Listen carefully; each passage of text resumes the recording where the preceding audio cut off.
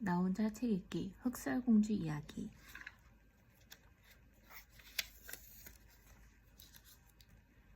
이런 물건이 하나만 있어도 다시 부자가 될 텐데. 7송이 장미는 꼭 내 7달을 생각나게 하는군. 그는 이 마법의 궁전에서는 모든 걸 마음대로 할 수 있으니 보물 하나쯤은 가져도 될 거라고 생각했다.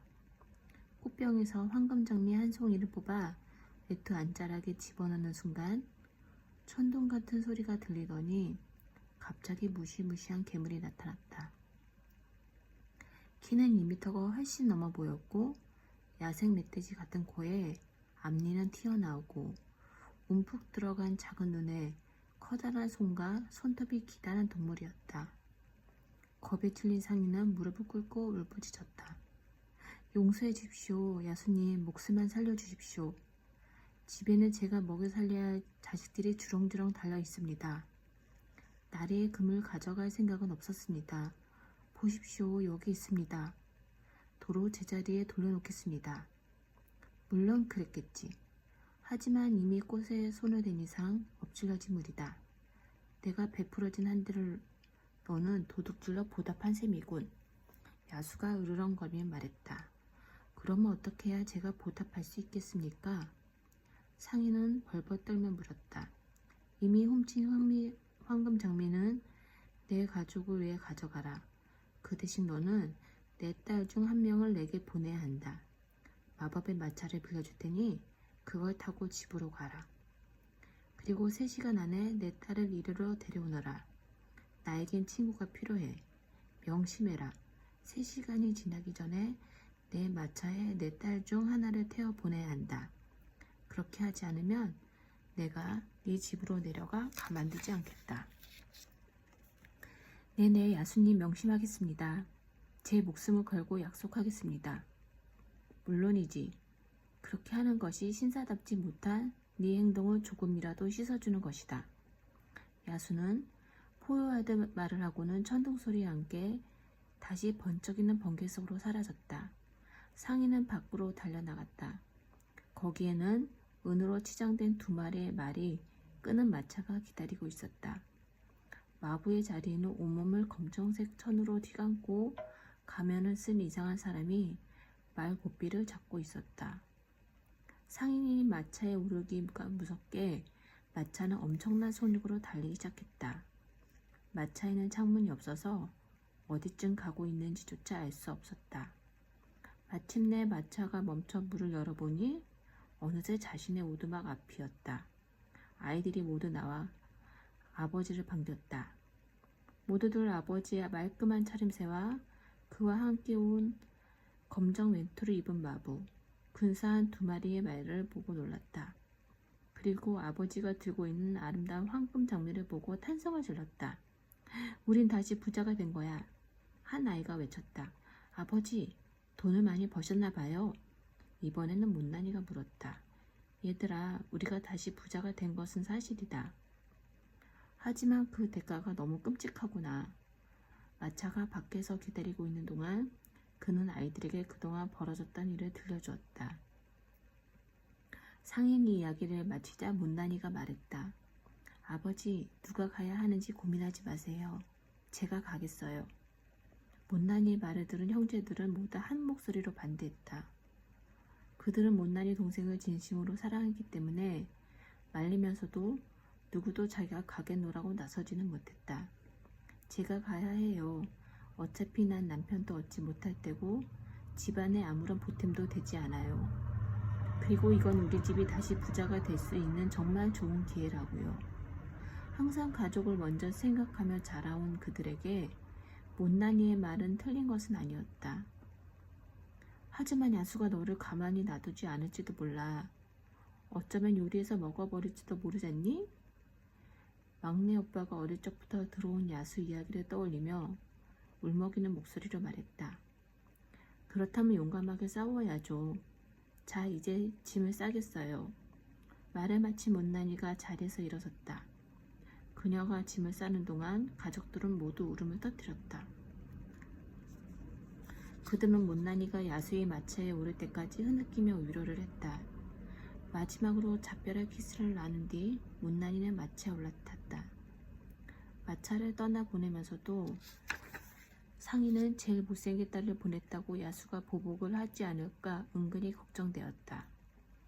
궁전으로 가는 도중 내내 훌쩍거리는 못난이는 지금보다 더 못생겨 보이면 안 된다는 생각에 울음을 그치고 마음을 진정시켰다. 마침내 커다란 대문 안에 이르렀을 때 마차가 멈추었다. 그녀는 쭈뼛거리며 북중한 문을 열었다. 집을 떠나올 때는 분명 한겨울이었는데 눈앞에는 따뜻한 한여름의 푸른 하늘이 펼쳐져 있었고 그 아래로 웅장하게 치솟은 궁전과 색색의 꽃들이 화려하게 물든 정원이 있었다. 그녀는 어디선가 야수가 갑자기 나타나 자신을 단숨에 해치울 것 같은 두려움에 주위를 둘러보았다. 궁전 안으로 들어가니 식탁 위에는 그녀를 위한 저녁 식사가 준비되어 있었다. 주인은 쥐새끼 한 마리 눈에 띄지 않았다. 그녀는 식사를 하고 나서 궁전 안을 둘러보았다. 방들은 모두 훌륭하고 아름다웠지만 어디에도 사람이 살고 있는 흔적은 없었다. 몹시 피로해진 그녀는 하얀 비단이 드리워진 침실로 들어갔다. 초록색 우단이 깔린 상하침대에 눕자마자 그녀는 깊은 잠에 빠졌다. 그녀가 일어났을 때는 목욕 준비가 되어 있었고 아름다운 새 옷이 가지런히 정돈되어 있었다. 식탁 위에는 어느새 아침 식사가 차려져 있었다. 모든 것이 아버지가 말한 대로였다. 그녀는 창문을 열어 바깥 경치를 내다보다 정원을 거닐기도 하고 서재에서 책을 꺼내 읽기도 하며 하루를 보냈다. 그러면서도 언제 무시무시한 야수가 나타날지 몰라 그녀는 마음을 놓을 수가 없었다. 그런데 며칠이 지나도 아무 일이 일어나지 않았고 서서히 긴장이 풀린 그녀는 하루를 즐겁게 지낼 수 있었다. 그렇게 일주일이 지났다. 야수는 이제 자신의 모습을 드러내기로 결심했다. 그녀가 정원을 산책하고 있을 때였다. 그녀는 붉은 벨벳 외투와 두건으로 몸과 얼굴을 가린 채 정원에 서 있는 야수와 맞닥뜨렸다. 그녀는 불안하면서도 호기심을 느끼며 숲속의 야생 동물에게 접근하듯 조심스럽게 다가갔다. 그녀가 다가오자 야수는 조용히 말했다. 꼬마 아가씨, 내가 그 야수요. 무섭지 않아요? 조금.